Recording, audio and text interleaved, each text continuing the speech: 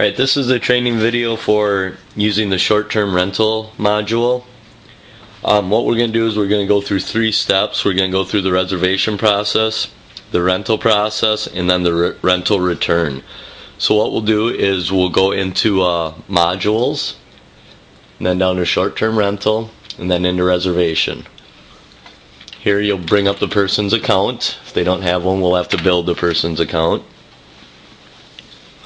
What you'll do is you'll put a pickup date in the top right hand portion of the screen. You'll see a pickup box. We'll put the date that the customer is picking it up and a time, and then we'll also fill in the return date.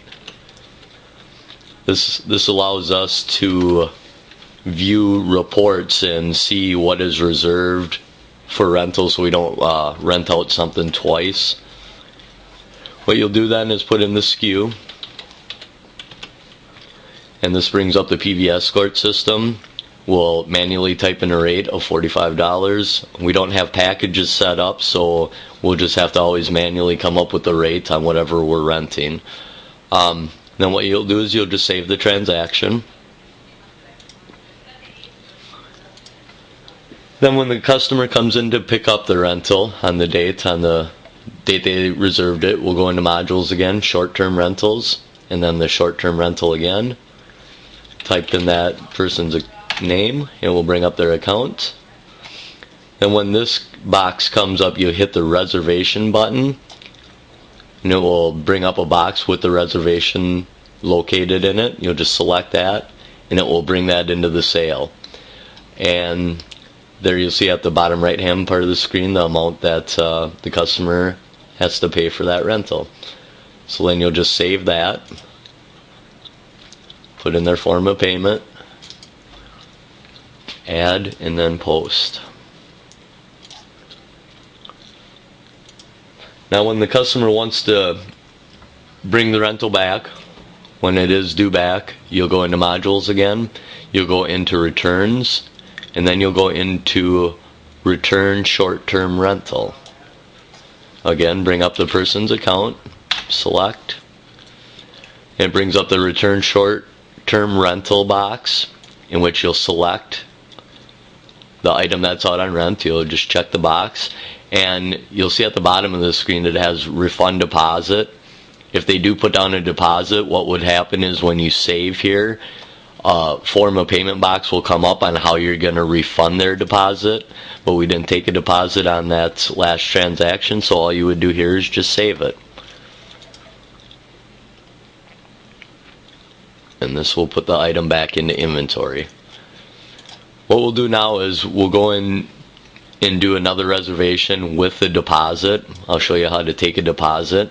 You'll go into short-term rentals and reservation again. The customer's name. And again, we'll fill in all the information that we put in earlier in this training video. Pickup date, return date.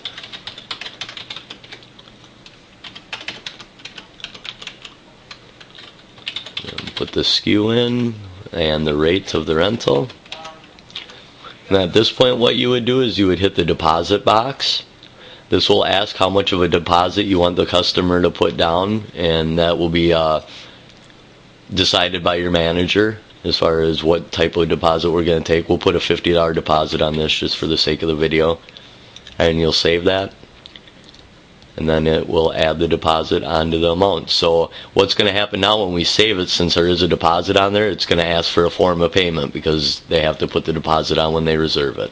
So then you would just pick the form of payment, add, and post.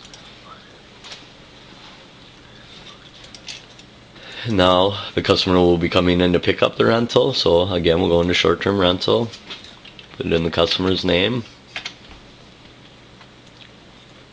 and hit the reservation box, pull in the reservation, save, and then it will bring up the form of payment box again. Add and post. Now the customer will be returning the reservation, so again we'll go into return short-term rental. And now when you select the rental here, At the bottom of the screen you'll see refund deposit. That will be checked if you're going to refund the deposit, and then you will hit save here.